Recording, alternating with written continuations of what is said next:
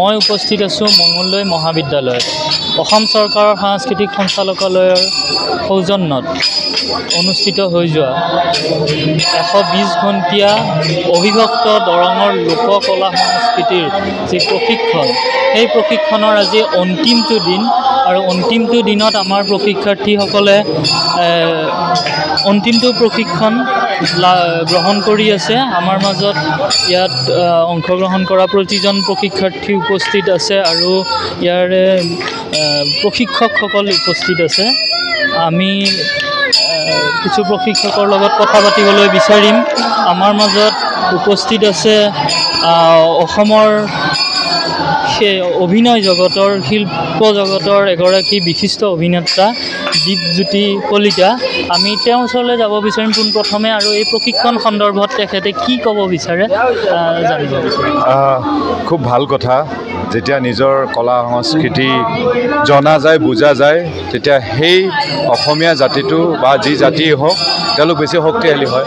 আৰু দৰঙী বা দৰঙৰ সন্তান হিচাপে বা দৰঙৰ হিচাপে যদি দৰঙীয়া কলা কৃষ্টিখিনি আমাৰ যুৱ প্ৰজন্মই যদি শিকিব পাৰে, সেইটো আমাৰ কাৰণে খুব ভাল কথা।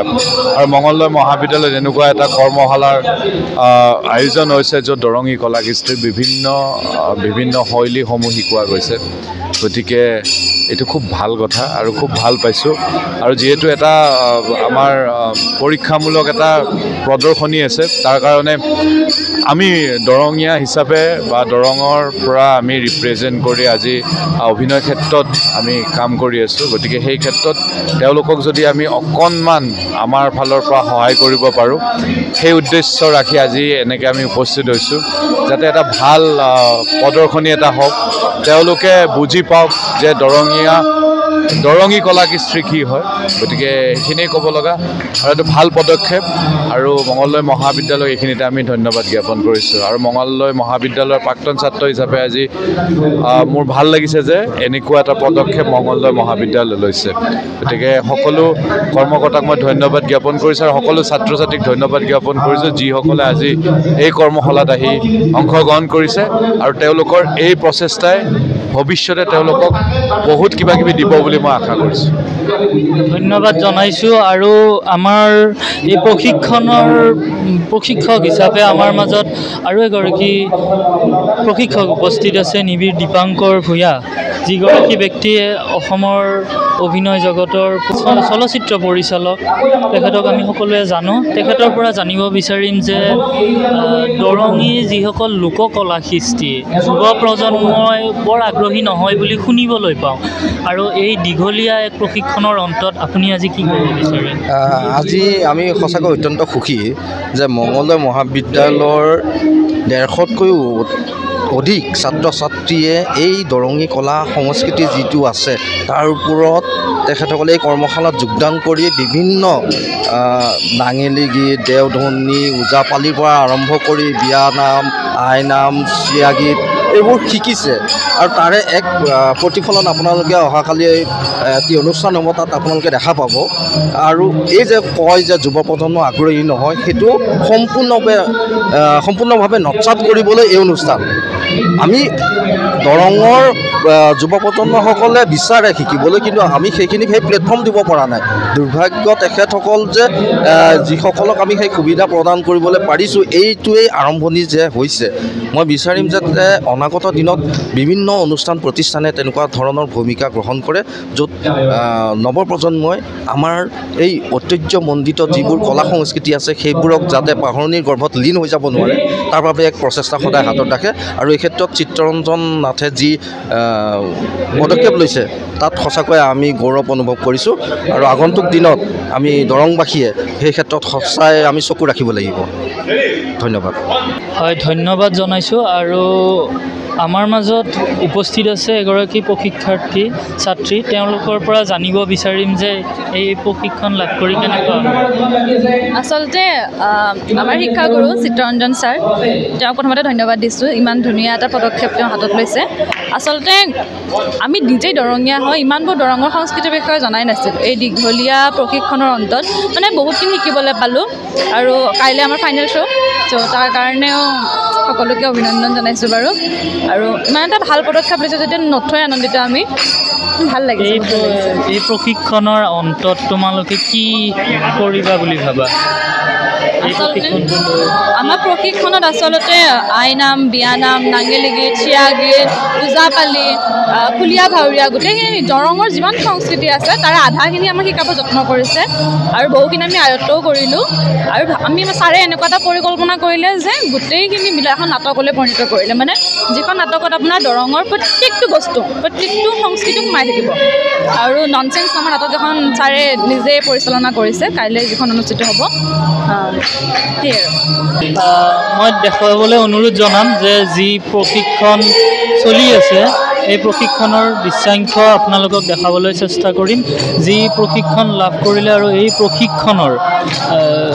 প্ৰশিক্ষণৰ অন্তত এই গোটেই বিষয়টো এক সুপৰিকল্পিতভাৱে নাট্য ৰূপ দিয়াৰ যি চেষ্টা কৰিছে আমি এই মুহূৰ্তত যাব বিচাৰিম এগৰাকী নাট্যকাৰ নাট পৰিচালক আৰু স্ক্ৰিপ্ট ৰাইটাৰ এগৰাকী চিত্ৰশিল্পী আমি সকলোৱে চিনিয়ে পাওঁ নিতু দা বুলি আমি সকলোৱে জানো তেওঁৰ পৰা জানিব বিচাৰিম যে এই প্ৰশিক্ষণটোৰ সন্দৰ্ভত কি ক'ব সকলোৰে নমস্কাৰ জনাইছোঁ আচলতে এইটো এটা সুন্দৰ প্ৰচেষ্টা বুলি ক'লে ভুল হ'ব আমি ক'ব লাগিব যে এটা সেন্দুৰীয়া প্ৰচেষ্টা গৰমৰ বন্ধৰ দিনটোত বা গৰমৰ বন্ধৰ দিনকেইটাত আজি এমহীয়া কৰ্মশালাৰ যি প্ৰস্তুতি তাৰ কাৰণে আমি প্ৰথমে ধন্যবাদ দিব লাগিব মঙলদৈ মহাবিদ্যালয়ৰ অসমীয়া বিভাগৰ প্ৰবক্তা চিত্ৰ ছাৰক তেওঁ অশেষ কষ্ট কৰিছে এই গৰমৰ বন্ধৰ দিনকেইটাত এই ল'ৰা ছোৱালীখিনিক লৈ যি এটা সুন্দৰ প্ৰচেষ্টা আমাৰ দৰঙৰ কলা কৃষ্টিৰে চহকী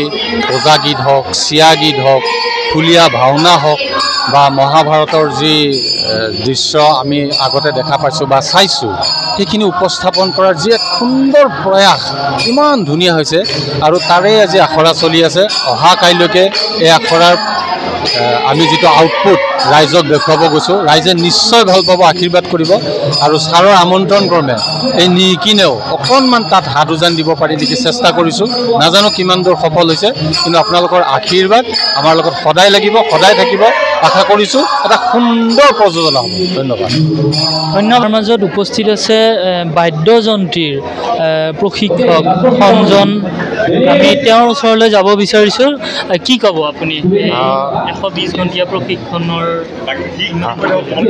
আটাইকে আচলতে অসমবাসী ৰাইজত নমস্কাৰ জনাইছোঁ আগত আমাৰ যি মঙলদৈ মহাবিদ্যালয়ৰ অসমীয়া বিভাগৰ তত্ত্বাৱধানত আৰু অসম সাংস্কৃতিক মন্ত্ৰালয়ৰ তাৰ যি এই 120 ঘণ্টীয়া অবিভক্ত দৰঙী কলা কৃষ্টিৰ যি প্ৰশিক্ষণ আৰু তাৰ ওপৰত যিখিনি কাম কৰা হ'ল তাকেই লৈ মই খুব গৌৰৱান্বিত হৈছোঁ দৰঙীয়া হিচাপে গতিকে ইয়াত মই বহুত শিকিবও পাইছোঁ বহুত নতুন অভিজ্ঞতা হৈছে লগতে এটা নতুন বাৰ্তা মানুহৰ আগলৈ যাতে দিব পাৰিছোঁ আমি তাকেই মই খুব আনন্দিত হৈছোঁ গতিকে আমাৰ আটাইবোৰে সহযোগ কৰিছে আৰু ৰাইজৰো খুব মৰম আদৰ পাইছোঁ গতিকে অহা কাইলৈ অৰ্থাৎ 4 আগষ্ট দিনৰ 2:03 মঙলদৈ মহাবিদ্যালয়ৰ অডিটৰিয়ামত অৰ্থাৎ প্ৰেক্ষাগৃহত প্ৰদৰ্শিত হ'ব ননচেন্সৰ আঁৰৰ কথাবোৰ এনেকুৱা যে আমাৰ 120 ঘণ্টাৰ এটা ইণ্টাৰ্ণশ্বিপ পাঠ্যক্ৰম চলি আছিলে যোৱা 2 জুলাইৰ পৰা আৰু সাংস্কৃতিক সঞ্চালকালয়ৰ অসম চৰকাৰৰ সাংস্কৃতিক সঞ্চালকালয়ৰ তত্ত্বাৱধানত এই প্ৰশিক্ষণ আৰম্ভ হৈছিল আৰু তাত আমাৰ বিশেষকৈ দৰঙৰ যিবিলাক লোক পৰিবেশ্য কলা এই লোক পৰিবেশ্য কলাবিলাকৰ শিক্ষাদান কৰা হৈছিলে বিশেষকৈ আমাৰ বিয়াস ওজাপালি দেওধনী তাৰপিছত খুকনানী ওজাপালি তাৰপিছত নাঙেলি গীত চিয়া গীত আইনাম বিয়ানাম এই ধৰণৰ প্ৰায় 11 বিধ পৰিবেশ্য কলাক আমি ইয়াত সামৰিছোঁ আৰু আমাৰ ল'ৰা ছোৱালীবিলাকে মোটামুটি প্ৰায় 20 দিন এই গোটেই পৰিবেশ্য কলাৰ সম্পৰ্কে তেওঁলোকে জ্ঞান লাভ কৰিলে শিকিবৰ কাৰণে যত্ন কৰিছে আচলতে শিকাৰটো শেষ নাই শিকিবৰ কাৰণে যত্ন কৰিছে আমি আমাৰ দৰঙৰ কালচাৰৰ বিষয়ে শিকিছোঁ নিজে প্ৰশিক্ষণ কৰি আমি বহুত ধৰণৰ নজনা কথা জানিব পাইছোঁ আগতে জানিছিলোঁ যদি ইমান ভিতৰি জনা নাছিলোঁ এতিয়া জানিব পাইছোঁ এইখিনি জানাই হৈছোঁ বুলি ক'ব পাৰি প্ৰশিক্ষণ যে ল'লা কি কৰিবা প্ৰশিক্ষণ লৈ কি কৰিবা? আমাৰ আহিব লগা যিমান নৱপ্ৰজন্ম আছে সিহঁতকো এটা আমি হেৰি দিব পাৰিম গৈ আছে আজি আৰু যুৱ প্ৰজন্মই লোক সংস্কৃতিক আঁকোৱালি নলয় বুলি এটা বদনাম আছে। হয় হয় কিন্তু তোমালোকে কিছুমান ক্ষেত্ৰত হয়ো কিছুমান ক্ষেত্ৰত নহয়ো। তোমালোকে উদাহৰণ আমি লৈছোঁ আমি লৈছোঁ আৰু হয় আগন্তুক প্ৰজন্মক কি আহ্বান জনাবা আৰু তোমালোকে কি কৰিবা এই প্ৰশিক্ষণটো লৈ? আমি প্ৰশিক্ষণটো লৈ যাতে আমি নিজকে মানে প্ৰশিক্ষণটো লৈ কেনে আমি নিজক প্ৰদৰ্শনী হিচাপে প্ৰদৰ্শন কৰিব পাৰোঁ সেইটোৱে। আৰু আগলৈ যাতে আমাৰ নিচিনাকৈ আৰু বেলেগ ষ্টুডেণ্টেও মানে শিকিব পাৰে তাকে ক'বলৈ হেৰিছে। যিকোনো খবৰৰ বিজ্ঞাপনৰ বাবে যোগাযোগ কৰক 7896121996 লগতে 7002537271 আৰু 9854011916।